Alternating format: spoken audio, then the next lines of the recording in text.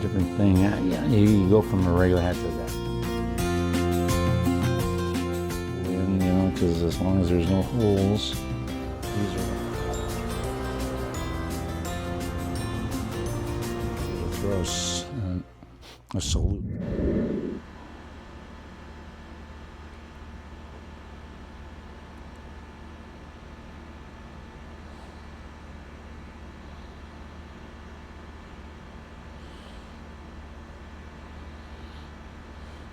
Welcome back, everybody. Check that out. Yeah, it takes a while to get them there, you know. Once you got that, it's like what is that? That's kind of like a passing of some sort, you know, to a different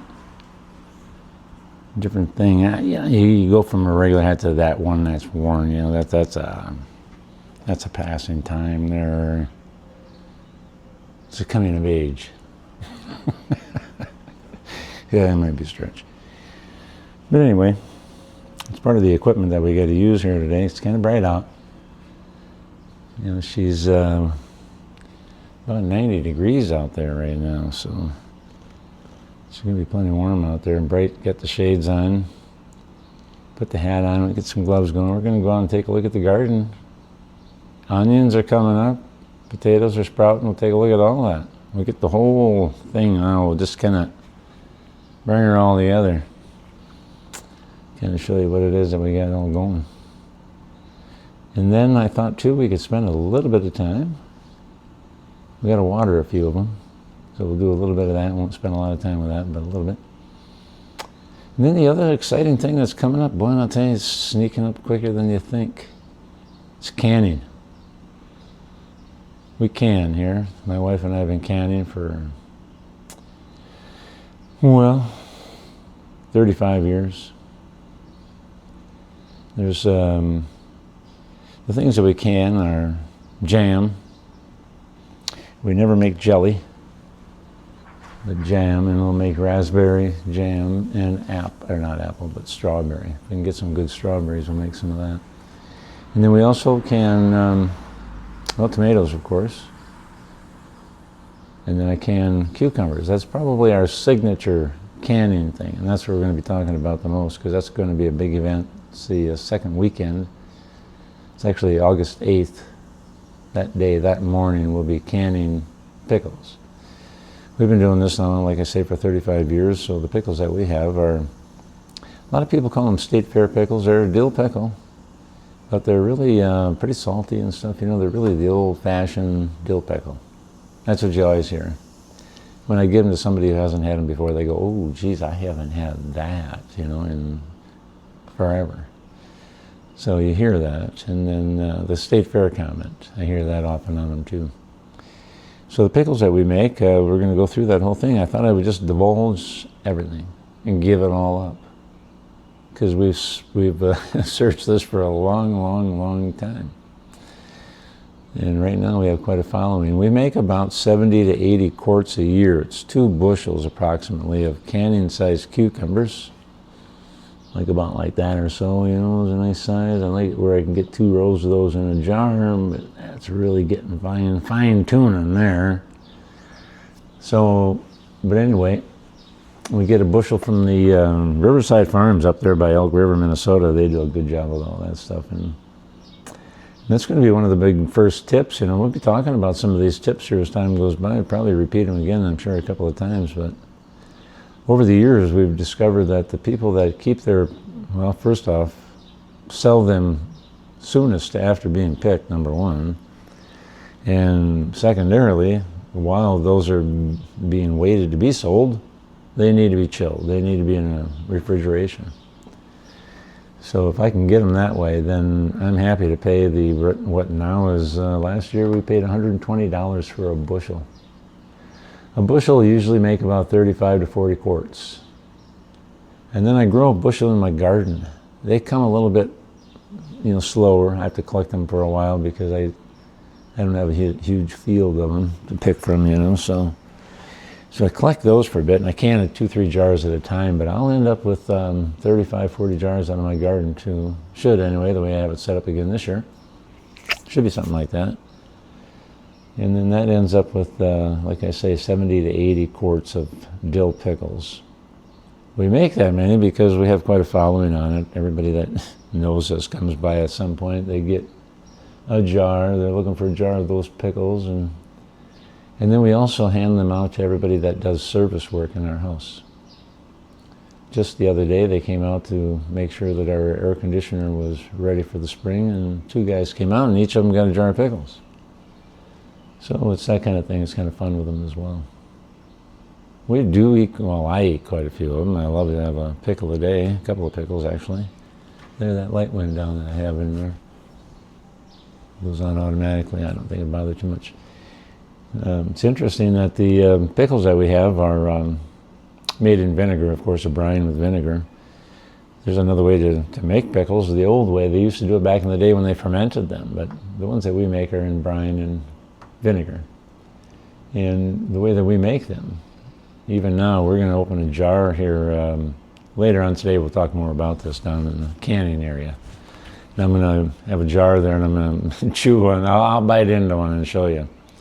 But they're just as hard as a rock today as they were, last August when I put them into the jar. So one of the big tips, though, is getting them freshest and making sure that they haven't had an opportunity to get warm and sit around for a day off of the vine, because that'll and what happens when that occurs, something goes on inside of the molecules inside there that causes those pickles to not be as snappy, not as crunchy. They don't hold up as well. When you can them, some of them might even have some wrinkly skin on them. They just won't be as good.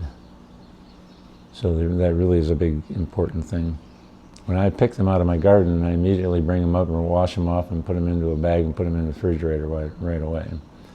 So even a week later, when I have enough for 2-3 jars, they're just very, very, very solid, rock solid, just like they just came out of the garden. So there's a little tip on canning. We're going to get down and do some looking at the garden here now in a bit. And then water a little bit, and that'll be a good little thing for today. I think I got to fertilize the tomatoes a little bit too. Some of that dry stuff, I'll toss some of that on top of there as well.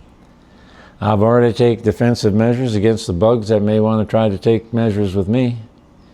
We got that on already. It's the time of year now where there's like a couple of showers a day sometimes, just because of the nature of battling these bugs. Mosquitoes, chiggers. We got chiggers in the ground. They come up and bite your ankles. You got a chigger bite, by the way, when you got 2 of them about an inch apart. And you go to itch the first one that you get itchy on, and there's no sign of any bug anywhere. And then just a little bit later comes the other, and they're nasty. They last for weeks. I probably got some that still have scars from last year. Chiggers. Not too many ticks around here. Did I lose you guys? Anyway, let's get on with it. We'll head down to the garden. I'll see you down there.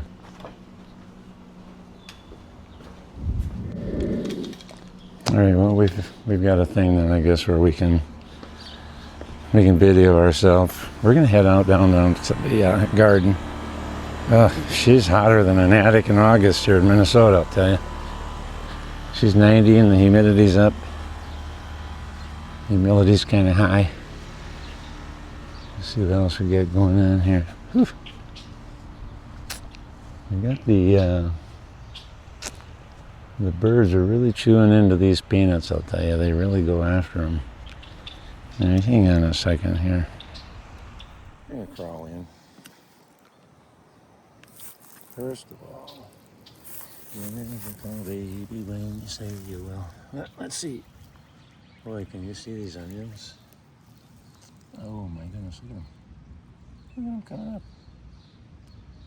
All up and down, all 3 rows are done. Well, much better than I ever had them do before. So there's that. I'll tell you the straw. That ground is still moist under there. Really nice. So the onions are doing good. These tomato plants here. Celebrity tomatoes. Trying to get you a shot here that's They've got some little flowers on them already here. Probably see this one over here a little bit better. I worm it in there.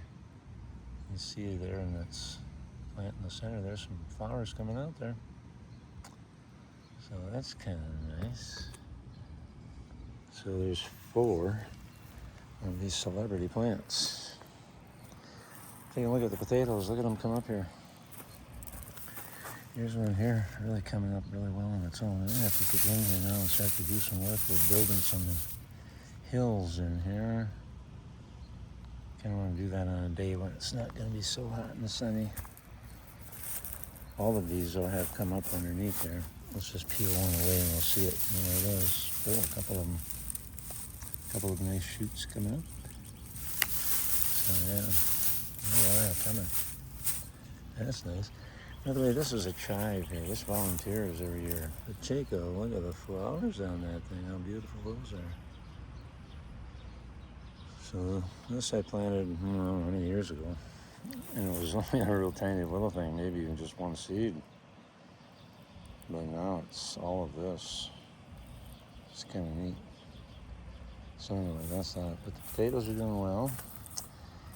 This plant down here is a corn plant. It's flower. It has big white flowers. This thing gets like 4 feet high. It's crazy. So that's nice. These are the cucumbers here. As you can see, moving along the fence here. This is the one that I thought was froze off. And here it's coming back. I bought a replacement for it. I'll probably put that in over here somewhere. Squeeze it in. So we'll have one more. But yeah, that's the cucumbers. They're doing really well. One thing nice about this year with the straw, anyway, this is the first time I've really done the straw like this, is that when it rains, it keeps the junk from coming up on the leaves. Now here's some. I'm going to take this dead leaf off here, I think, if I can get hold of it without... I may have to wait on that one. But they're quite susceptible to blight. So I try to... This is going to be really nice to have the straw because the blight comes up out of the dirt.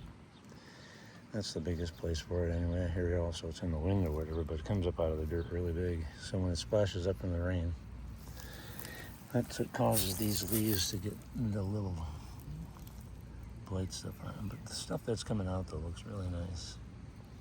I have these jugs in place here now, and I've already entered in there a gallon of fertilizer mix for each of these. A couple of days ago did that.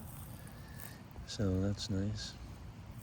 Over here, some volunteer strawberries. I used to have a big patch. And then they just didn't work out so well, but every year, I got 4 of them coming up here. They just, there's some that seem to just keep on coming. We'll have some berries. Around this ring here, back over here, is beans. I've got, oh gosh, I think 7 hills of beans on there. They're all the way around that ring, and they're a pole bean, so they'll climb up this fence here. And we'll pick beans off of this. Well, it's remesh, cut up into size and rolled for rings. This is what we have. 3 rows here of dill. I wonder how easy it's going to be to see the dill. Boy, there might be some. Yeah, there it is. A little sign of some dill here. Dill's always kind of slow in growing out. That seems to be coming. We got 3 rows of it here, so we do hopefully a lot of canning then, as we do, and we have our own dill. I have to buy some anyway. 3 rows of carrots. These are on those in a tape. I've never used the tape version of it before.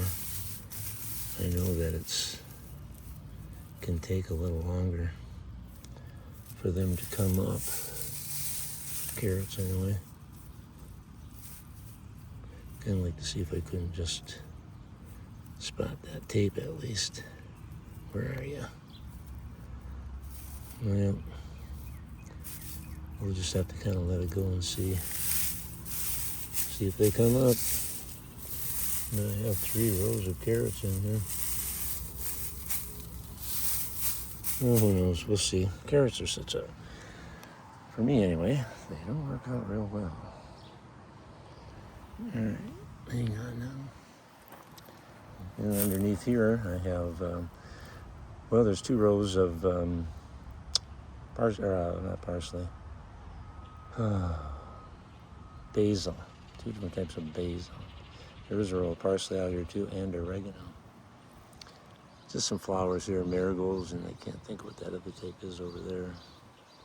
But those are looking really nice too. I have to get out here in a little bit and throw some water down, I see. There's a volunteer onion here. Coming up from last year. Same with this one right here. This little one. That was there. My volunteers. Let me get this weed out of here. Help them out a little bit here. Clean them up.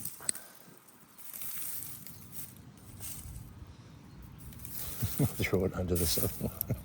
Well, come on here. Goodness. Okay, so I'm really impressed with the onions. Happy with that. Those are doing well. So that is the garden. Got the water jugs into the tomato plants too. Somebody had that as a tip on YouTube that I saw, and I thought, boy, that's a lot of the problem, I guess, and I've had it too, is that the water that you want to soak down about 6 inches doesn't usually make it down there, even though you think you're throwing that much in there. So, no, it doesn't. Anyway, so that's the garden tour. Things are kind of clicking along. It's looking kind of exciting. So we'll just be keeping up on it, keeping it posted. And you know, I learned some things about these celebrity tomatoes. AI. I don't know if you guys are using AI or not, but please start. Oh, did I step on that one? Oh, brother, I stepped on an onion. Anyway, hopefully it'll come up. But according to this, what I did for research on there, celebrities' tomatoes do not like to have their suckers plucked. And because they're both a determinate and an indeterminate, which is really weird, but if you read up on it, it's kind of a combination. They do both, really. And if you cut off their suckers too much, you really limit your production from them. And that's a celebrity tomato. But they do produce nice when you get them going. They're really nice, very good tomato. So, that is what we got. Covered the garden pretty good. All right, we're back up here. Let's go and take a look at the plants outside here, and then we got to do some watering. Oh, I better grab this can here. Get some stuff I got to take care of there. See what we got here, boy. I tell you what, toasty. Just toasty out here. 94 out on the front side here. Here's what we got growing here. They look like they want a little water, although they're okay, but we're going to get some water on them right now. So that's what we're about to do. Alright. Let's get these guys watered down here. Whew. She's hot up here. Did I mention that? You know, my mother had an old saying back in the day, it would be hotter than a cowboy's pistol on a Friday night after a bank robbery. You know, of course, they probably don't want to say stuff like that, but it's an old expression. I got hot out. That's what she would say.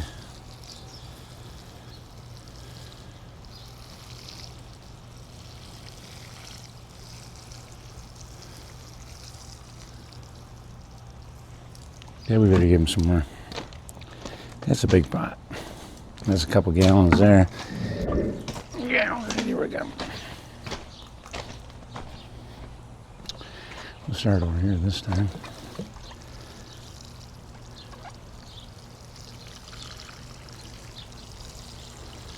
This thing just sits out here and bakes when it's real hot. Gotta water it almost every day.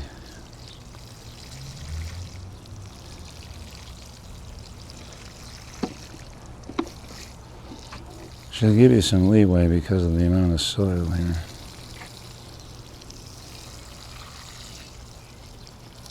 Alright.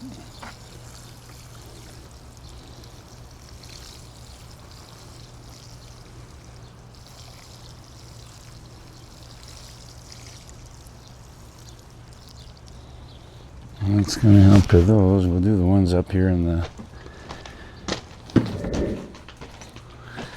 I found one of these was kind of chewed off a little bit or something. Not the first one here, but the second one. Hoping maybe it'll reestablish its... Oh, there's a moth that flew out of here. Sometimes those things are not your friend.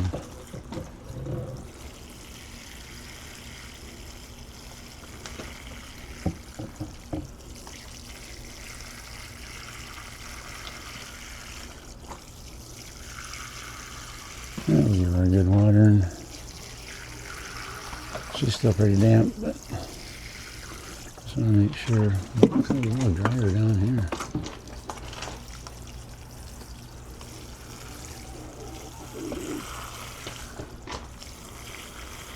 Beef right on this side.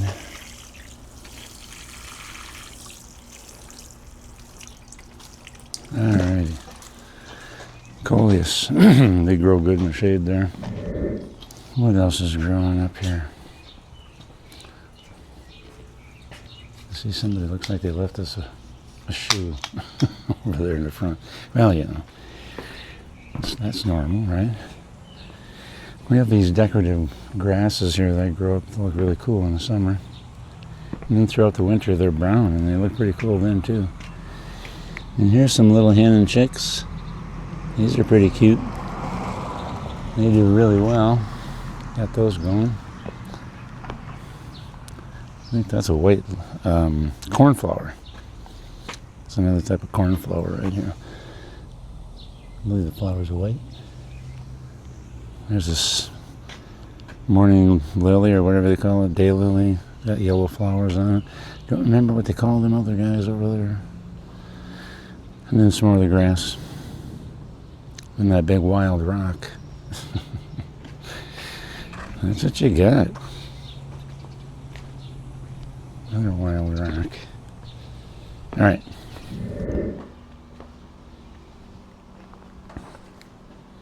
Whew. You know, aside from the all-important hat with the all-important fraying up front, it's really a signature of a well-worn hat, you know? And it fits so well. And of course, a healthy pair of gloves, you know, leather.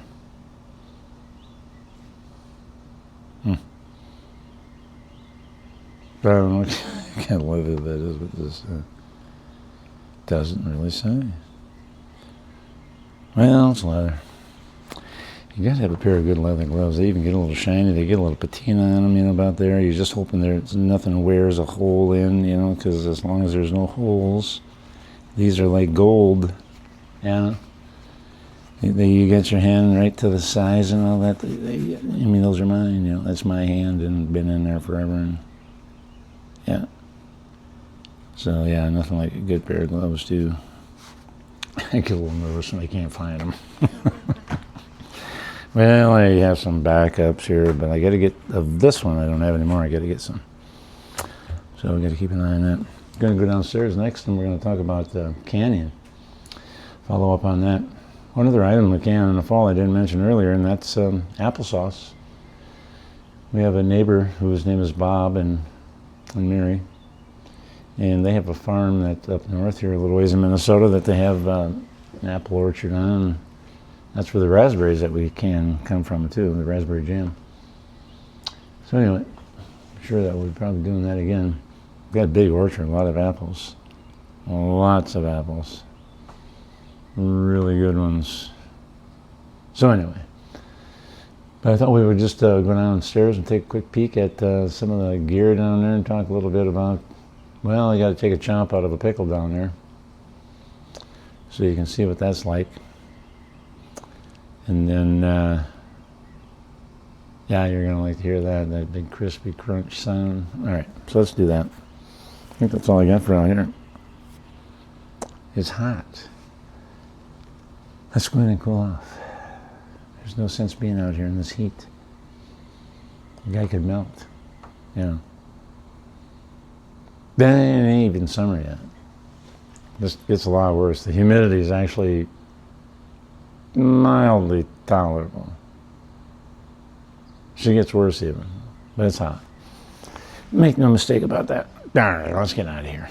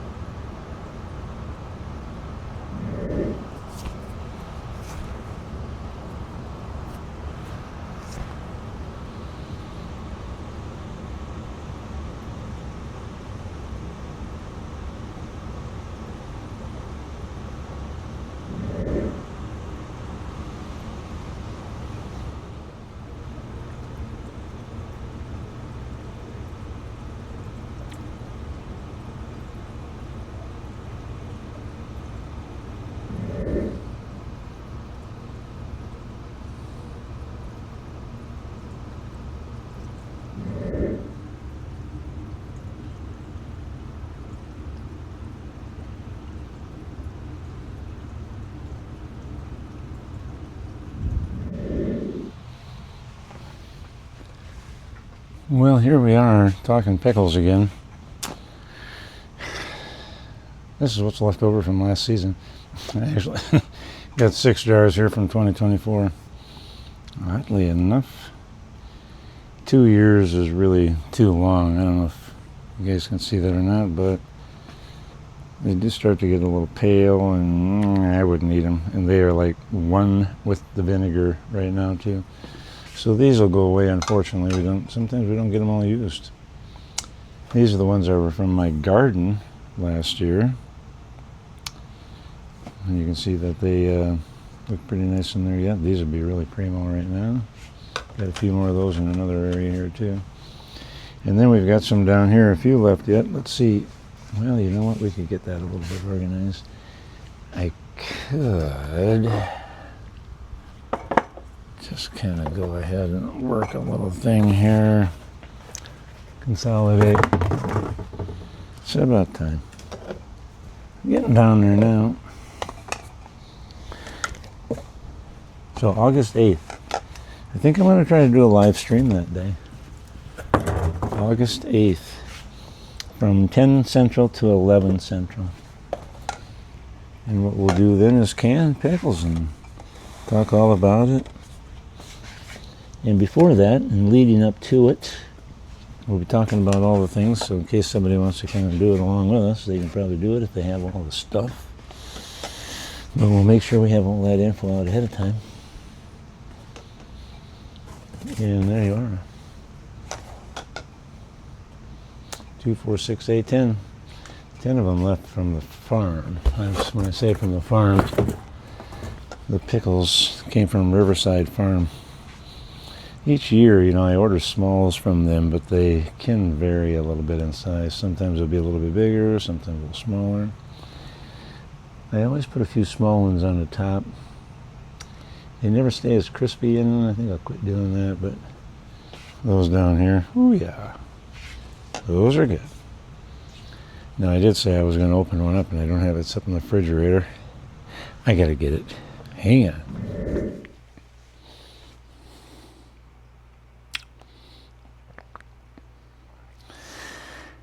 Well, we're back. We have some from the refrigerator upstairs. Last year's pickles. There's people out there that have these that won't let anybody else in their house have them. It gets like that. They count them and make sure that nobody's taken any that they haven't asked about. Yeah, it's stuff like that. It's fun when somebody gets a new one, or when it's a new one and they get one. And then right away, they'd like to get another one.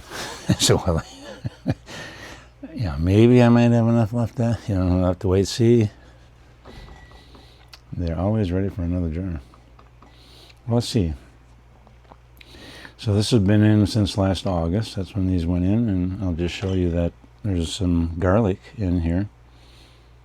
The German recipe never called for garlic. They would use something else, peppercorn and a couple of other spices too that they would have put in there quite likely, along with the dill. But that this is something that's sort of an Americanized version of the German version of dill pickles, to put garlic in there. And it tastes so good. All right. I hope this mic will pick it up. I think it does. I get her over here.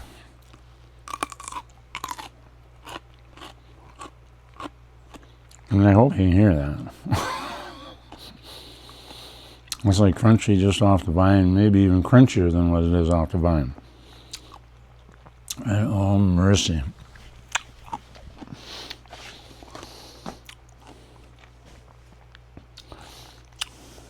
If you're going to make these along with us, what you're going to notice is that if you aren't having something else with it, kind of like food or maybe even a beer or something, the pucker factor is going to be really high. You're going to pucker up. I always say, when I tell people about it for the first time they take a bite, I say, get ready, it might cause you to throw a salute. They really, oh yeah. Hard to explain.